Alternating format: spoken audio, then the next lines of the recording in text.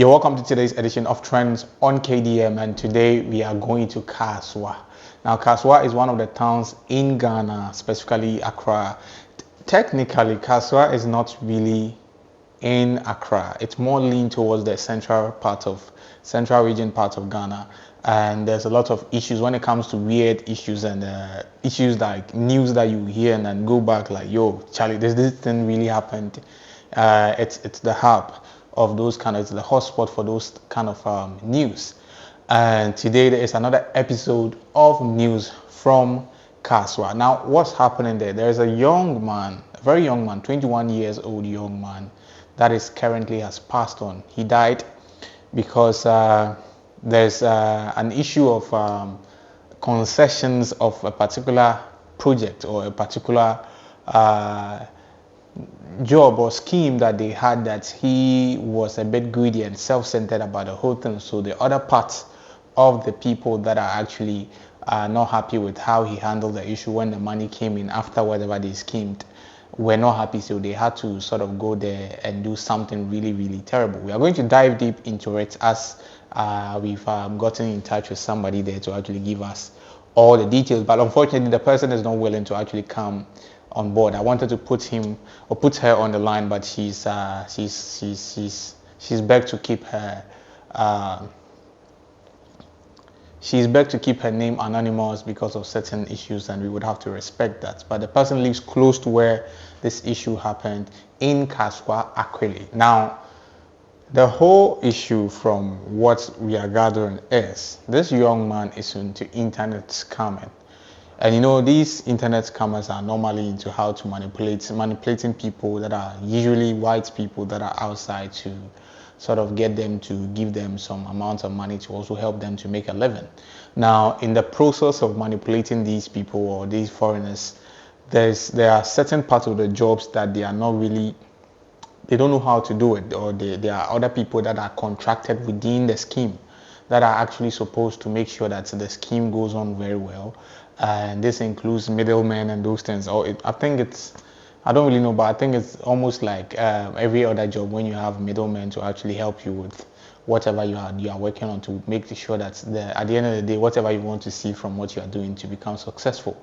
Now, these middlemen are also people that have taken it upon themselves to learn their various crafts within that field of job that they are actually doing. So our man that has passed on actually cashed out very big, a very huge sum of money that was even mentioned as in the amount of billions, 1 billion something Ghana cedis, which is a lot of money. So this young man was cashed out, and he was supposed to make sure that he ran the deal with these people, and he was supposed to make sure that these parts of the concessions, these parts of the deal were actually given to these people. Okay, so I wasn't the only one that was able to make this thing work out. So those are the people that also came on board to help me. So naturally, what he was supposed to do is to give this person this amount, to give this person, to share them among themselves. But he was a bit greedy and self-centered, and that's what caused his death. Now, unfortunately for him, he didn't die alone.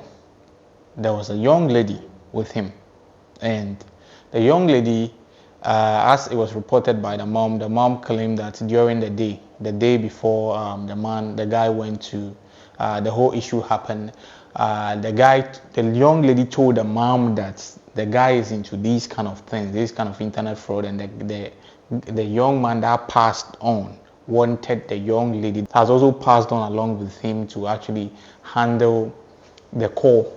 Yeah, there's a way that they speak to these white people. So let's say the person that is actually scamming is someone that poses as a woman to the white person that they are speaking to. So the young woman that died is actually supposed to be the person that's speaking to the white person to actually get them to send them the money. So it was like a contractual thing. So the girl discussed it with the mom, and my problem is the mom wasn't able to tell the kid that this is not a good business, or this is not something that a young woman should be involved in, but he gave the girl go ahead. So the girl was actually in the business with the young man, but some claimed they were actually lovers. Others also are claiming they were just friends, and then the girl was just helping the guy out to cash out, and sometimes when he cash out, he also gives the girl some portion of the money. So, long story short, both of them were in the room, and these guys that were actually supposed to get some of the concessions or part of the money went to their house and then used petrol, right? Used gasoline to actually surround the whole house and then burnt them, right? And from the information I'm gathering, I'm not supposed to be laughing, but it's weird. It's terrible. Like, so there are certain things when you hear about it, it's you think and you can't even think the way you are supposed to think about. Cause anyway, so these young men actually went to the guy's place, and then used gasoline to surround the whole house, and then used matchstick to burn the whole place up. Now it is even gathered that they used electrocutors, okay, to use as a form of, they used it to lock their doors. The door is like this metal gate, so they used electrocutors to use so that they electrocuted the door, the metal door, so that when they hold it, they wouldn't be able to come out from the house, so that it will electrocute them. Now, this is a scheme. They clearly meant to actually finish the guy's life, because all these things that they actually planned ahead was something that was developed to actually end the boy's life. Unfortunately for the guy, he wasn't there alone, and misfortune didn't favor the girl as well. So they burned. They burned beyond recognition.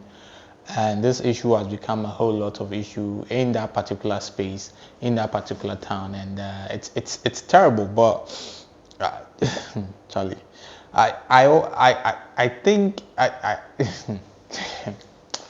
Charlie, that's the point too. It's when the youth are not having any functionable thing to do with their own hands and talents. That's when they are finding ways to survive.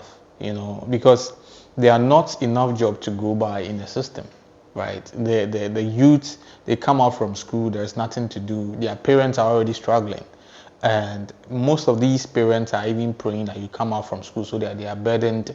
Their burdens that they have will be, a little bit less, so that they can use the money that they have to actually take care of the younger people in the house. Right, and these young people, they come to the house. Most homes, and some of the most homes in Ghana here, the moment you come out from SS, like you are on your own, like senior high school, you should be able to find ways to actually cater for yourself, because your parents have already been overburdened, and by now they feel like you should be able to take care of yourself. So they leave their kids to their own fate.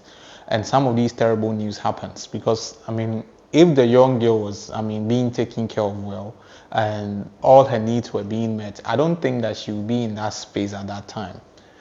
And the mom wouldn't even condone her to actually even go into that sort of business with the young man, for her to even find herself in that situation. If the mom had to actually allow the girl to go there and work with the guy, it only shows that things were really difficult at home. And the mom felt like maybe the girl going to do that wouldn't be a big deal, since even if it will be a big deal, the thing is, these people are looking for ways to survive. She probably knew that it's a risk, but it's like they need money to survive. So if the girl can go and do something that is not outright risky, and maybe she can bring something to support the house, why not? So now most of the youth are turning into very immoral acts, illegal act to just survive. And we are not condoning it in any way, but sometimes when you live in the system and you see how things are going and how difficult the country is actually becoming, it's scary, because if we are not careful, we are going to hear more of these news. Yes, because unfortunately our leaders are not doing the right things. They are not really taking the country the way that we expected them to take it to. And it's all about a few members of the society that are actually enjoying everything that is supposed to be enjoyed by all. and now most of the people are perishing. And these news that comes along, you might think it's a bit weird, but that's some typical example of a non-functional society and a non-functional leadership in a certain sense. Because if a young man at a young age, at 21, has to be indulged in some of these things to survive, we are not in any way condoning or supporting people that do it, but it's a terrible state of affairs for us. It's becoming weird. It's becoming weird, and you just say rest in peace to the young man and the young woman that have died. I'm sure they had a lot of future ahead of them, bright future ahead of them, but maybe they were misguided, they didn't have the right guidance, and they've ended up where they've ended up. And to some of us, it will only be a form of advice that even though there are difficulties, there's a lot of difficulty in Ghana, right? I'm not going to lie to you. Like financially, economically, people are really going through it. You have no idea. And the way the system is, if you are not really tolerant, or if you don't find ways to survive, like it's you might end up doing things that you don't want to do to just make sure that you continue living, because things are really difficult here in this side of the world. And some of these news that you hear, it's only an indication, it's only a signpost to a legitimate issue that we are facing as a country that should be tackled very well, or else we will keep on hearing these news and it will get terrible and terrible. Because for young men to actually decide to burn somebody, like a whole human being, just because of money, like a concession of something they've run, that should tell you like how crazy the young people are becoming. Because these people are around 21, and look at how money hungry they are. It's not good. It's not good for us. But anyway, that's what's happening in Kasoa, and we are still following the issue keenly, hoping to get some more details about what's actually happening with regards to the guys that actually performed this atrocious thing. It's horrible, and they should be ashamed of themselves. Because to what do you gain? What exactly are you going to gain from doing something like this? I hope that the police are doing their job to actually bring them to book. And I learned there were CCTV cameras around in one of their neighbors' house that picked them up. It was like 3 people, but they were not really sure because they were wearing masks. They were masked, so you can't really identify them by face. So the investigations are ongoing. I hope for the sake of humanity, they will be found out and the right judgment should be given to them, because these news are very, very terrible. And we in all angles disapprove some of these behaviors, and it's not something that is good for nation building. Charlie, with that one said, I will end today's edition of Trends on KDM here. I'll definitely see you on the other side. Peace.